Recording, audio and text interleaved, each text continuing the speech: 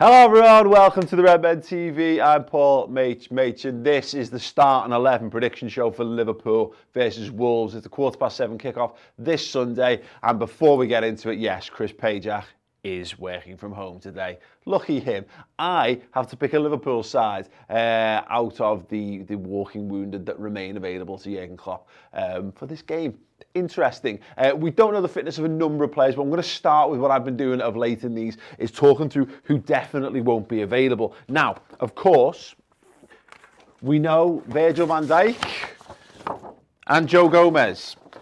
So unlikely is that they will play football again this season. We've taken the magnets off the back of their picture cards. So, Oxlade-Chamberlain starting to make his way back to recovery, but not going to be available for this game. James Milner, highly likely to be involved after his injury at the weekend. Thiago Alcantara, we now know, Klopp finally spoke about his availability. He's been suffering with a knee problem ever since the Merseyside derby. He can train for a couple of days here and there, and then he's out again. He said it's at least a few weeks before we can start talking about him. Personally, I'd be writing Thiago off until the new year, at least give him as much time as possible, and that way he won't be getting wound up about it. Naby Keita, potentially, Naby Keita could be available for this game, although it might yet come too soon. Xherdan Shaqiri, let's just presume he's out. Let's presume he's out and then be surprised pleasantly if and when he's available. And Trent Alexander-Arnold. Now, the talk was last week that he was slightly closer to return than Naby Keita. Obviously, Liverpool do need to be very careful with how they use Trent because he's so pivotal to how we play, and you don't want to rush him back too soon. But Wolves, big game. And obviously with the potential break-ish for the Midtjylland game, of course, on Wednesday next week, it's whether you want to throw him into a game that's a dead rubber, or do you want to get him up to speed in a big game and obviously be a better team for having your better option at right back in that one. I want your thoughts on that in the comments section underneath. Oh, and additionally to this, of course, I nearly forgot about them, the obviously big absentee is Alisson Becker. Very, very, very, very, very unlikely to be involved. Klopp talked about it being not likely for this game and maybe even not even for Midtjylland in midweek as well. So yeah, looking at that, that's yeah, 5, 6, 7. Yeah, there's a Andy Robertson also could be a slight doubt because he picked up an ankle knock, and Jordan Henderson had a stiff back as well during the game, which there is a realm of possibility where Liverpool could be without 11 players for this game if all the worst happened ahead of it. But no, I suspect a number of players are going to have to go through the pain barrier to continue to get Liverpool through this period. I'm going to put the injured players down. We're going to talk about this in a moment. I'm going to keep Naby Keita out here. I'm going to keep Trent Alexander-Arnold out here. That will be explained in a brief moment. But first, we are brought to you in association with Fanity, the tremendous football, fantasy and entertainment app. If you want to prove how good you are, then you can prove yourself to be Fan, OTY, of the year. And you can do this in a whole host of ways. Now, I've got up right here, Chris tried to predict the starting 11 for Brighton versus Liverpool. And what you do with this, you earn points in a number of ways in the app. So a really good one to start is have a guess at what you think the starting 11 is going to be. So in this instance, we saw Nathaniel Phillips did start this game, but Joel Matip didn't. And similarly, Curtis Jones was rested for this game. We saw Taki Minamino come into that. So that means that, you know, for example, if we was to go with that again, would that be the starting 11 that we go for in this game? It is very much a possibility. I mean, obviously, it would look a little bit more. You can move this around. So the good thing about this app, of course, is that not just you don't just have to use it for the game itself. You know, lots of people like to put their little screenshots out of what they think the starting 11 is going to be, and that's a cool thing, that feature that you're able to do with that. I don't want to spoil what my team's going to be, so I won't fill that in just now. What we will do is we'll see if we haven't got any spot hits. We'll take a very brief quiz. We've got Thursday the 3rd available. Let's play and let's see how I embarrass myself with a lack of general Liverpool knowledge live here on YouTube. Who scored the 10,000th Premier League goal? Les Ferdinand. I knew that one. Who was the first goalkeeper to score in the Premier League? I'm going to say it was Paul Robinson. It was Peter Schmeichel. Who won Manager of the Season in 14-15? The season after. Was Jose? Yeah, Jose. Yeah, they won the league that season, right? Eden Hazard managed 15 assists in the 18-19 season. I'd say that's false.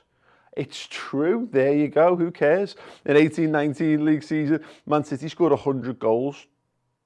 No, they scored more than 100 goals. How many own goals did Connor Cody score in the 18-19 season? 2. No, 3. Connor, 3 own goals. Who said, happy birthday, Skipper? I pulled that exact face when I saw your birthday robe. Milner? Sounds a bit Milnerish, that, isn't it? Who scored for Liverpool in a 2-1 loss to City in the 18-19 season? Oh, God. Bobby? Yeah. I don't know why he's got an H in there, but that's so. Firmino. How many teams still had 100% records after the second round of games in the 1920 season? 2. Ha! Ha! Fluked it. Which of these is a Premier League referee? Michael Oliver, the best referee in the world. And there you go. So I've earned that. And what you can then do is take that and you can play spot kick, which is another way of keeping yourself entertained in and around the thing. I'm going to take one shot just to show you how amazing I am at it. Boom. Took his head off. I'll take 2 just to see if I actually can score. Yeah, I've done really well there. So yeah, get involved with the app. The link will be in the description underneath. Yeah, what you do is obviously you can play Fantasy 5, you can pick a fantasy team in there, and obviously put a whole host of things in place where you get to rank yourself in a ranking system and prove not just that you know football, but more specifically, it celebrates your knowledge of Liverpool Football Club. So you get points for being more knowledgeable about the Reds. So you should fly. Yeah. Check it out by downloading the app and let us know how you get on with it. Right, okay. So we know who's out. We know who might be available. Let's talk with what I think the starting 11 is going to be. There's a chance that Adrian does come in for this, but I really think Kelleher seized his opportunity with 2 willing and very stable hands against Ajax in the week. So I think Kelleher will start in goal. I think the left back will be Andrew Robertson. I think because it's Wolves, it's a tricky one, but we have got, I think we'll look to rotate big time in the week next week, but I would go tough team. I would go with Matip and Fabinho. If you can get them back out on the pitch again, get them back out on the pitch again. And then after a really good turn, again in midweek, keep Nico Williams at right back. There's not a lot of other options in this, but we will discuss some of the options in a moment. So if you want to get your comments in, actually, I'll get them up now, so I've got them.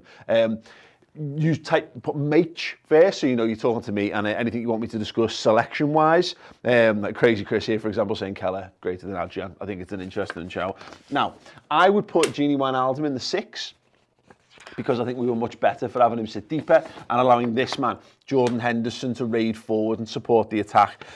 Again, at the moment, look at what we've got available to us, you might as well continue with Curtis Jones. And the only place we've really got available to us 2 rotators in the attacking positions. I think we will rotate slightly again. I think Diogo Jota will start on the left. I think Roberto Firmino will come back in at centre forward, and I think we'll Salah as well, because again we've been managing his minutes really well, but we haven't been managing Mane's very well. So I think this is the game where, again, we can give Mane the game off against Midtjylland, hopefully. But just to keep it fresh, I think Bobby Firmino coming look really good off the bench against Ajax, and Mane I feel like he's just starting to look like he's running in treacle. The possibilities additional to this, of course, Keita and Alexander-Arnold. What I'll do is I'll throw out every other available player that we have here. So Adrian will definitely be on the substitutes bench. We've got Sadio Mane there.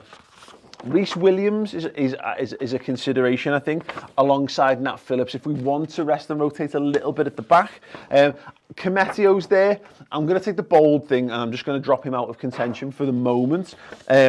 Leighton Clarkson, Divock Origi, Kostas Tsimikas is a possibility as well, of course.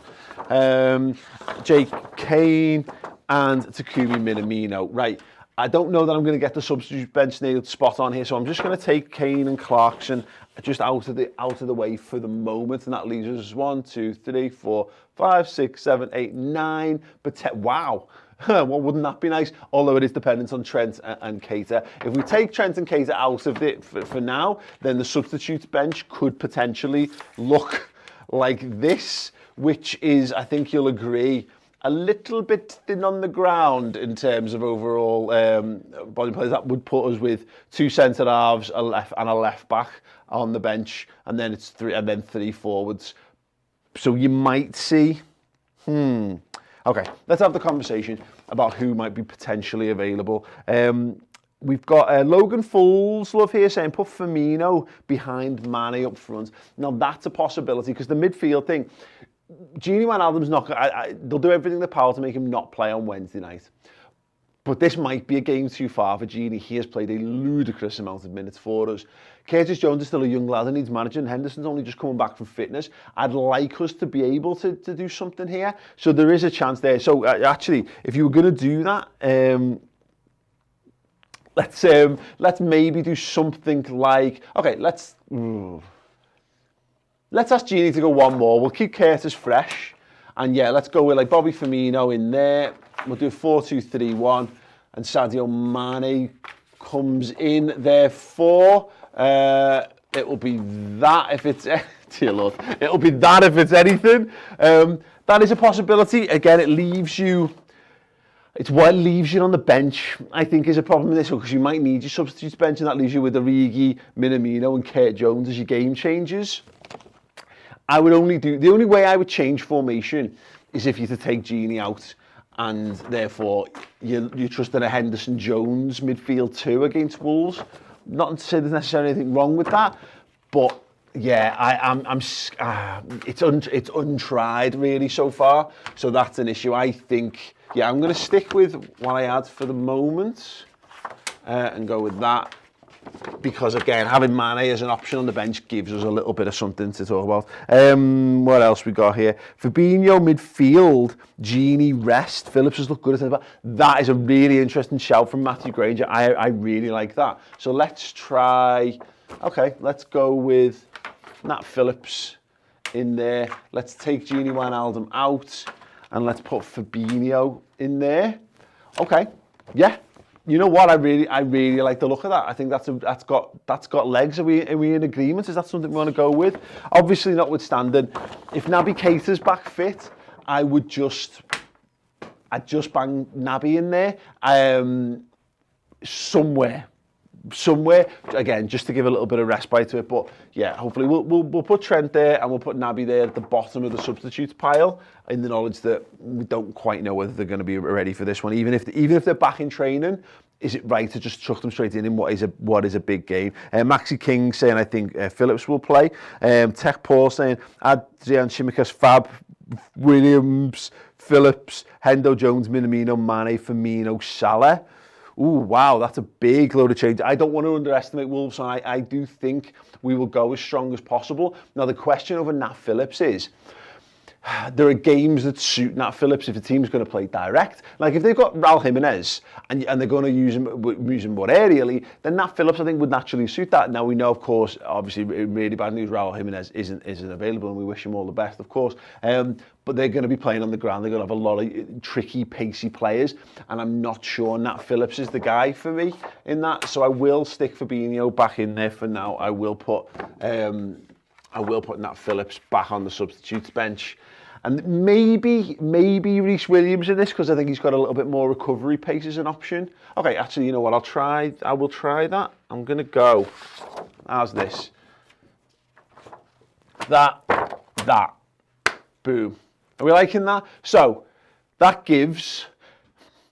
The only counterpoint to the Fabinho back in midfield is that if he's fit enough to play, you're losing an opportunity to start to build a partnership at centre-half, is my only concern about moving Fab back into midfield. But we did see him come off the bench and do it against Brighton very briefly before we switched it round again. Okay, no, actually, I'm reasonably happy with that. It gives Mane some time off, and it gives Wijnaldum some time off, and it gives us also a really, really strong side, because Wolves' big game, we've struggled past them in recent years, so we'll have to see. Hunter15 in the comments saying Phillips is much better than Reece.